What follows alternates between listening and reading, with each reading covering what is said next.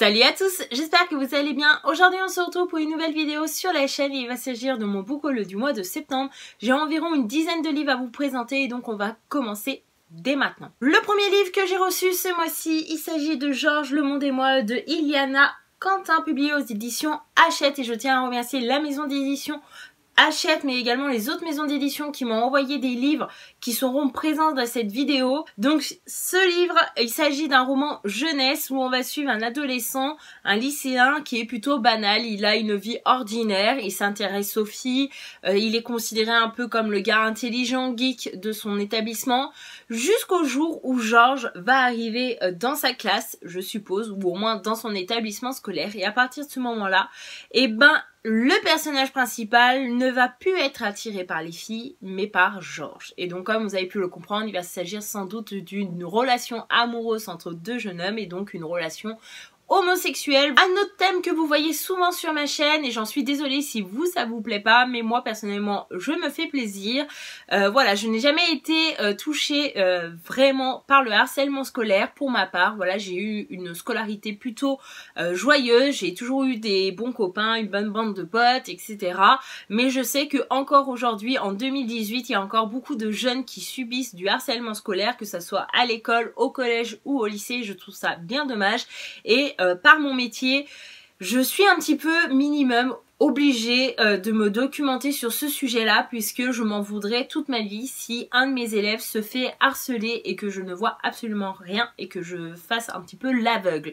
Donc personnellement j'essaye de me documenter, donc ça soit des documentaires, ça soit des romans, même si c'est des fictions, je trouve que c'est quand même très important le sujet qui est développé dans ce genre de roman. Et du coup j'ai eu la chance de recevoir ce mois-ci Elliot de Graham Gardner, publié aux éditions Flammarion Jeunesse.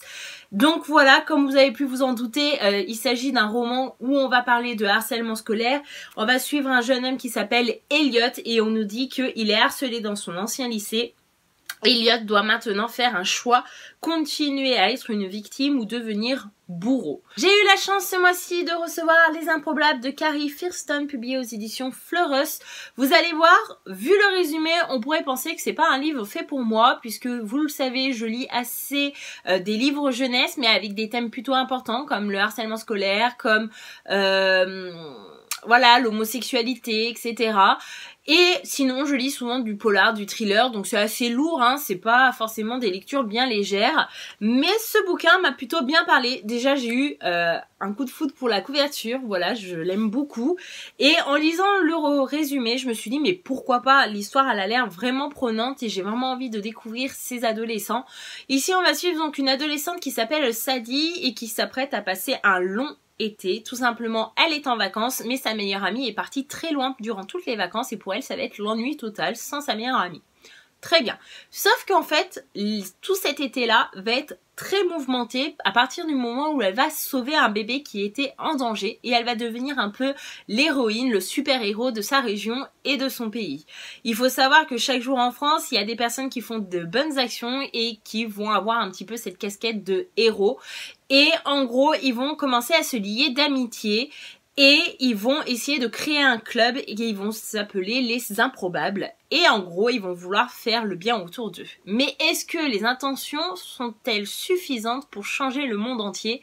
Eh ben, si vous voulez répondre à cette question, je pense qu'il faut découvrir ce bouquin. Pour ce livre-là, j'étais totalement hystérique quand j'ai déballé ce livre-là de l'enveloppe parce que j'étais tellement ravie de recevoir ce bouquin. Il s'agit du coup du dernier bouquin de Cindy Van Wilder, qui est une auteure que j'apprécie énormément. Voilà, c'est quelqu'un de très gentil, très talentueux et personnellement je m'engage à lire tous ses bouquins. Donc voilà, c'est son dernier livre, donc j'étais super contente de le recevoir. Il s'agit donc de Terre de brume, qui est donc le premier tome, Le Sanctuaire des dieux, est publié aux éditions Rajo. Donc ici il s'agit d'un univers un petit peu spécial où on va se trouver dans un sanctuaire et ce sanctuaire va être envahi par une brume. Attention, cette brume est dangereuse puisqu'elle est peuplée de créatures à la fois mortes et vivantes. On ne sait pas réellement en quoi consistent ces créatures et qu'est-ce qu'elles peuvent faire. Et voilà, on va suivre donc deux femmes qui vont essayer d'unir leurs forces et leur magie pour sauver tout le monde. J'ai pas besoin d'en savoir plus en fait. Le fait qu'il y ait une brume dangereuse, et ben personnellement c'est un peu la fin du monde, mais du coup il va falloir survivre par ses propres moyens. Je pense que ça peut totalement le faire. C'est le genre de lecture que j'apprécie énormément et ça me fait penser au film que j'étais allée voir au cinéma il y a quelques mois qui était Dans la brume, je crois, ou La brume. En gros c'était une histoire pareille où Paris était attaqué par une brume et en fait toutes les personnes qui étaient touchées par cette brume allaient mourir sur le champ. Voilà, directement, hop, touchées, coulées. C'est horrible de dire ça, mais c'était le cas. Et donc on suivait l'histoire d'un couple qui avait une fille qui était très malade et qui vivait dans sa bulle, dans l'appartement. Elle était enfermée dans une sorte de chambre vitrée avec de l'oxygène, etc. Et du coup les parents étaient obligés de monter en haut au dernier étage chez les voisins pour survivre à ça, mais ils devaient quand même laisser leur fille du coup dans leur chambre médicalisée parce qu'elle était en sécurité, mais le problème c'est que l'oxygène il faut le changer régulièrement et du coup les parents devaient absolument descendre de temps en temps, changer, mais forcément il fallait qu'ils trouvent des solutions pour éviter tout contact avec la brume. Moi j'avais adoré ce film. Donc ça me fait penser un peu à ça. Ensuite, j'ai eu la chance de recevoir également Réfugiés de Alan Gratz, publié aux éditions Milan. Et donc, comme le titre l'indique, il va s'agir donc d'une histoire de réfugiés. On va avoir Joseph qui a été en Allemagne en 1938, Isabelle qui était à Cuba en 1994 et Mahmoud qui habite en Syrie en 2015. 3 pays, 3 époques, 3 jeunes de 12 ans que l'histoire envoie sur les routes de l'exil. Ils fuient la tyrannie, la pauvreté, la guerre, des destins à la fois semblables et différents, des destins liés par le même espoir d'un avenir meilleur. Voilà, c'est plutôt rare que je lise des bouquins sur ce thème-là et je me dis mais pourquoi pas me lancer là-dedans. En plus je pense que ça va être assez touchant puisqu'on va s'identifier à 3 personnages de 12 ans qui vivent des choses affreuses et je pense que ça va être vraiment une lecture poignante, touchante. Je suis ravie aujourd'hui de vous présenter ce prochain bouquin. Je vous en avais parlé dans ma vidéo des sorties livresques de fin d'année que j'attendais le plus et celui-là je l'avais classé en haut du classement. C'était vraiment le livre que j'attendais le plus. Ça y est, il est sorti. La dernière fois, je suis allée à Cultura et j'ai pas pu m'empêcher de craquer. Et il s'agit donc de La tête sous l'eau de Olivier Adam. Publié aux éditions Robert Laffont dans la collection R. C'est un bouquin déjà qui fait pas mal parler de lui sur Booktube ou même sur les blogs littéraires. J'ai déjà vu quelques vidéos qui sont sorties à son sujet. Je n'ai pas encore pu les voir, je ne sais pas ce qu'en ont pensé les personnes qui ont lu ce livre déjà, mais je suis quasiment sûre d'aimer parce que je suis tellement curieuse que j'ai envie de savoir qu'est-ce qui va se passer dans ce bouquin, puisqu'on va suivre un jeune adolescent qui va accompagner son père au commissariat de police. Il va attendre et puis quand son père sort du commissariat, il va prendre son fils dans les bras et il va lui dire ça y est, on a enfin retrouvé ta sœur. Donc pour ce jeune adolescent, déjà c'est une grosse claque dans la gueule, tout simplement parce que ça fait des années et des années que sa sœur a disparu. Il ne savait pas si elle a été kidnappée, si c'était une fugue, si elle était encore vivante, si elle était si elle était morte plutôt. Et du coup, ils ont appris à vivre avec ça depuis des années. Ils ont fait leur deuil, et ils sont passés un petit peu à autre chose. Et là, aujourd'hui, à telle heure, on leur annonce que leur fille a été retrouvée et qu'elle va revenir vivre avec eux là dans la journée ou dans la semaine, voilà. Et on va dire que pour cet adolescent c'est un choc et apparemment le résumé, il se trompait, ma sœur sera bientôt de retour mais nous n'en avions pas terminé. Donc je pense qu'il y avait quelque chose entre le frère et la sœur de pas bien sain. Peut-être qu'il y a eu quelque chose, voilà, et personnellement, en étant très curieuse, j'ai envie de savoir pourquoi ce frère-là n'est pas si content, si ravi de revoir sa sœur après toutes ces années. J'ai craqué également au mois de septembre pour 2 livres d'occasion, et donc le premier, il s'agit de Jamais assez maigre, donc journal d'un top modèle de Victoire Masson d'Auxerre, publié aux éditions Les Arènes. Donc comme vous pouvez vous en douter, il s'agit donc d'un livre documentaire, témoignage, puisque ici on va suivre donc un top modèle qui raconte un petit peu sa vie professionnelle et en gros les mannequins sont vraiment confrontés à la maigreur constamment. On leur dit absolument de pas manger ci, de pas manger ça parce que ça va les faire grossir et donc elles pourront plus faire ce métier qu'elles aiment tant. Voilà, apparemment c'est vraiment un cercle vicieux et forcément les mannequins vont tomber de plus en plus dans le cercle vicieux de l'anorexie. Il me semble, mais alors je mets vraiment des parenthèses parce que je ne suis vraiment pas sûre de ce que je vais vous dire là dans la suite de cette vidéo. J'avais vu un reportage dans 7 à 8, donc dans le journal de TF1 qui est je crois le dimanche soir, il y a quelques années, un top modèle justement qui racontait ça et qui avait sorti un livre. Donc je crois que c'est elle, je suis pas certaine et je ne veux pas m'avancer non plus, mais je crois que c'était du coup le top modèle qui était venu témoigner pour TF1 et qui a écrit ce livre là et du coup bah voilà, c'est pas généralement le genre de lecture que je fais, mais j'ai envie des fois de changer d'univers, changer totalement de genre, puisque ici il s'agit d'un témoignage. Le deuxième livre que j'ai décidé d'acheter en occasion, et il était sur ma wishlist depuis qu'il était sorti, donc je me suis dit bah pourquoi pas le craquer en même temps. Il s'agit donc de Elisa et ses monstres de Francesca Sapia, publié donc aux éditions Robert Laffont dans la collection R. Francesca Sapia, si vous vous en rappelez pas, j'avais déjà lu son roman Je t'ai rêvé qui parlait de schizophrénie, je crois que c'était l'été dernier et j'avais beaucoup apprécié sa plume et son histoire. Donc pourquoi pas la découvrir dans ce deuxième bouquin.